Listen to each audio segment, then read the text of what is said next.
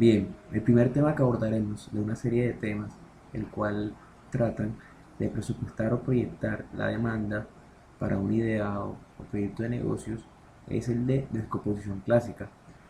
Este es un método que se basa en la suposición de que las series de tiempo tienen cuatro componentes. Estos son un componente tendencial, un componente cíclico, un estacional y un irregular o aleatorio.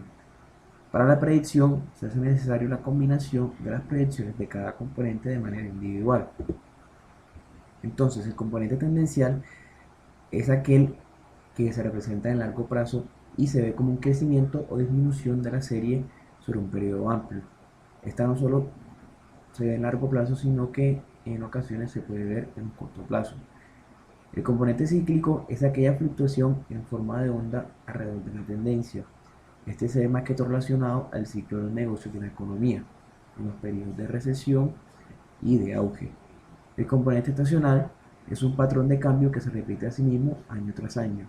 Esto se ve más que todo relacionado en las épocas, ya sea de los años, en donde por ejemplo en el sector turístico, en época de vacaciones, este sector se ve estimulado y en épocas en las que no hay vacaciones o es de temporada baja, este sector sus ventas disminuyen. Y por último, un componente aleatorio que mide la variabilidad de las series de tiempo después de retirar los otros componentes. Este es totalmente independiente de los anteriores. Gráficamente vemos estos componentes. Por ejemplo, el tendencial es este que está aquí en la línea recta, que refleja el crecimiento de esta serie de datos, en este caso de ventas, de cualquier X o Y empresa. Y vemos también el componente estacional, el cual en determinadas épocas del año presenta un mismo comportamiento. Ahora, para el ejercicio de aplicación, vemos el caso de una zapatería, el cual tiene los datos de sus ventas de manera trimestral del año 2015 y 2016 y desea pronosticar sus ventas para el año 2017. Entonces, lo primero que hacemos para aplicar este método es sacar el promedio entre los mismos periodos. Es decir, promedio del primer trimestre sería el promedio del trimestre 1 del 2015 con el promedio del primer periodo del 2016. Si este caso fueran los datos mensuales, sería el promedio de los meses de enero, promedio de los meses de febrero y así sucesivamente. Aquí tenemos promedio del primer trimestre, el segundo trimestre, el tercer trimestre y el cuarto trimestre. Y luego sacamos el promedio total de toda la serie. Como podemos ver, aquí están todos los datos. Luego procedemos a hacer una columna que se llama índice de estacionalidad.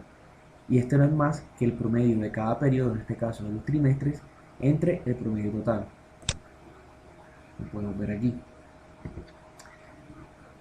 Lo hacemos para los primeros cuatro periodos y luego nada más procedemos a copiar los valores y pegarlos a los siguientes cuatro. Como podemos ver, esto se repite para cada año. Luego sacamos la columna datos sin estacionalidad y esta no es más que las ventas entre el índice de estacionalidad. Luego sacamos una columna que se va a llamar tendencia y para esta es necesario un análisis de regresión. Para esto vamos a la pestaña datos, análisis de datos, buscamos regresión, colocamos como variable dependiente las ventas y como variable independiente los periodos. Con el de confianza del 95%, la hacemos y nos arroja esto. Lo que nos interesa son los coeficientes, el intercepto y el parámetro de la variable x.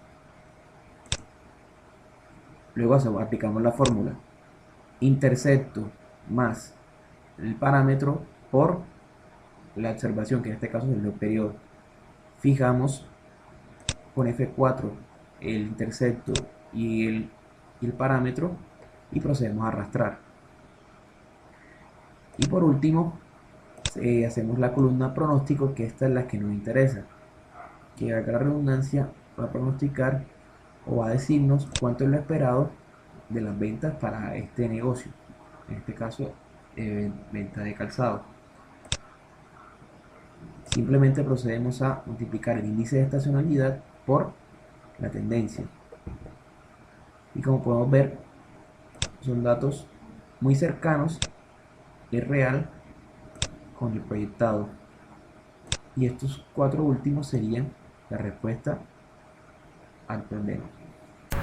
Bueno, el otro tema a tocar son las curvas S. ¿Qué son las curvas S? La curva S es la curva que muestra la línea del desempeño esperado del proyecto. Inicia sin gastos en su primer día, concluyendo con el 100% del gasto en la fecha última del proyecto. Entonces, ¿para qué utilizamos la curva S? La curva S nos permite comparar lo que viene siendo el avance real versus el avance planificado del proyecto, con el propósito de establecer las desviaciones del mismo y tomar lo que vienen siendo acciones correctivas. ¿Cómo creamos la curva S? En el eje Y normalmente ponemos los recursos financieros, mientras que en el eje X se coloca el tiempo. La unidad de tiempo a utilizar dependerá de la duración del proyecto. Lo que se grafica en sí son los recursos financieros presupuestados acumulados en cada periodo, lo que va dibujando el comportamiento del consumo del presupuesto.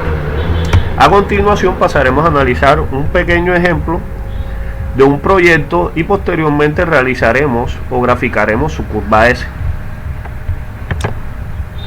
Entonces, nos encontramos ante un proyecto que tiene una duración de 6 meses y en la que está dividido en sí en dos partes, en la que hay un avance programado al inicio del proyecto y un físico ejecutado y financiero ejecutado.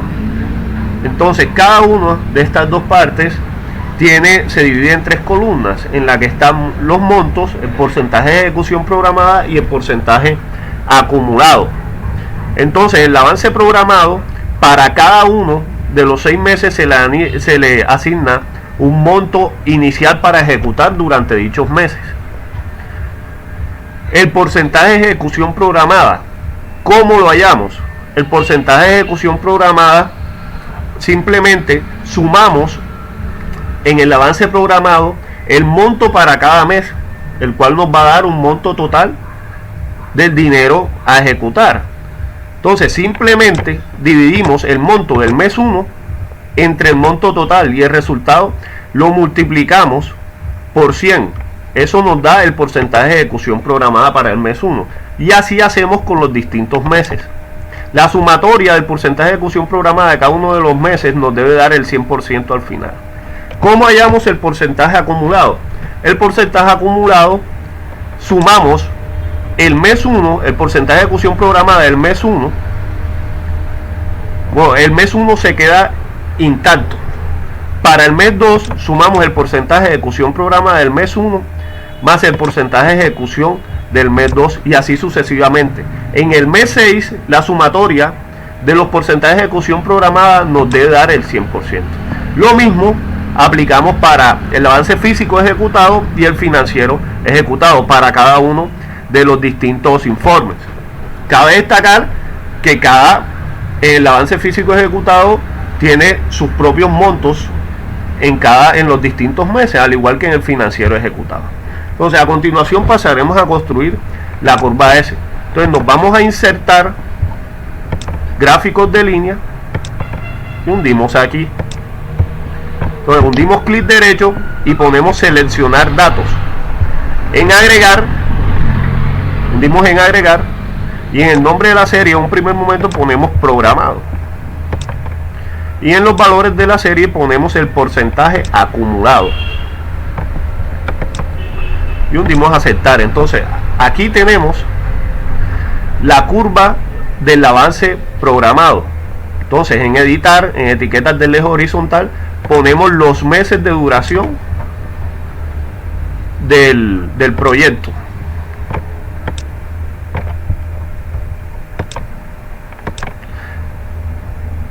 Y asimismo hacemos con el avance físico ejecutado y el financiero ejecutado. Agregar, Nombre de la serie, físico ejecutado. Valores de la serie, porcentaje acumulado. Y automáticamente se nos grafica dicha curva. Y por último agregar, y nos vamos al avance financiero ejecutado. Nombre de la serie y valores de la serie en porcentaje acumulado. Dimos en aceptar. Aceptar otra vez. Y así tenemos el desempeño de nuestras curvas S de cada una de las fases del proyecto. Aquí podemos hundir en agregar y nos viene dando también lo que viene siendo la tabla de los distintos datos durante la etapa del proyecto.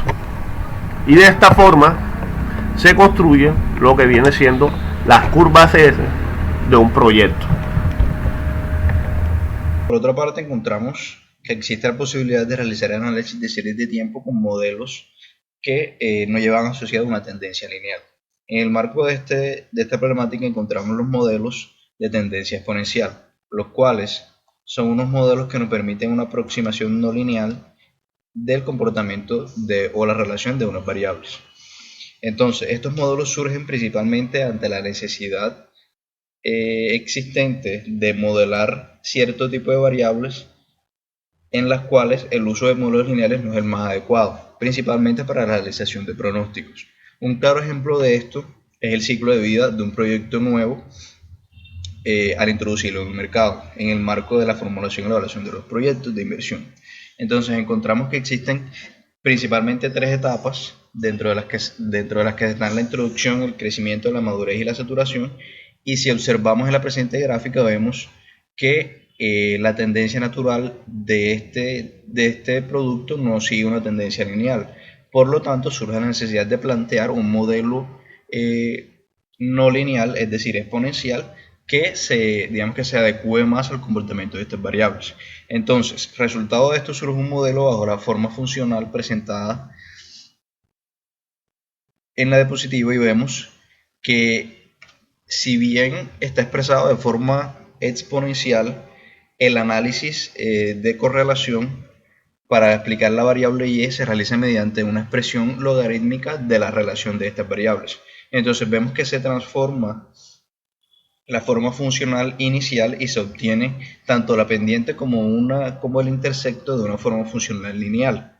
Y de esta forma se plantea que y es una función lineal de x. Por otra parte, vemos que el uso de una serie, de un modelo exponencial en una serie histórica se usa principalmente para modelar el comportamiento de variables que no necesariamente tienen un aumento constante en el tiempo. En la gráfica presente vemos que para el caso de una empresa vendedora de seguros, a través del tiempo existe un aumento no constante del número de vendedores afiliados a la empresa. Entonces el uso de un modelo exponencial, si bien podría permitirnos una aproximación más certera del comportamiento de estas variables, el uso de este tipo de modelos para pronósticos en algunos escenarios puede plantear pronósticos que podrían ser no necesariamente correctos, resultado principalmente de que el comportamiento de las variables puede cambiar dadas las condiciones de la economía en el escenario de las ventas. Para ilustrar este tema, partimos de un ejemplo. Tenemos los ingresos por ventas de la empresa Compaq en los años de 1990 a 1997. Tenemos en este caso un vector de tiempo y un vector de ingresos en billones que nos relacionan los ingresos asociados a cada periodo de tiempo. Si expresamos los ingresos de forma logarítmica para establecer una relación lineal en las variables, según lo planteado anteriormente, encontramos que luego de hacer un análisis de correlación de estas variables, existe un ajuste o un resultado de esto, un coeficiente de determinación del 96%, y vemos que existen significancia estadística tanto en el intercepto como el coeficiente asociado a la variable independiente, que sería el año. Vemos por ende que podemos obtener una forma funcional, como se expresa en la diapositiva, que nos permitiría realizar pronósticos resultados de una forma funcional exponencial. Finalmente, luego de aplicar los antilogaritmos sin teniendo en cuenta la base 10, encontramos que la forma estimada del módulo exponencial sería como se presenta en la gráfica. Por otra parte, ante la dificultad o digamos que la complejidad de expresar mediante módulos exponenciales el comportamiento de ciertas variables, surge la necesidad de plantear la curva de crecimiento de Gompertz. Esta curva surge principalmente ante la necesidad de representar una tendencia creciente que se presenta por lo general en las variables económicas de muchas empresas o muchas industrias, en las que al inicio de la introducción de un producto al mercado o una línea de productos existe una tasa creciente en la medida que se desarrolla su ciclo natural de penetración en el mercado. Luego de esto existe una tasa de maduración y se encuentra un punto en donde las ventas, digamos que se encuentra en un estado estacionario y luego de que empiezan a disminuir. Finalmente, estas adquieren un nivel fijo cuando se alcanza la saturación completa del mercado.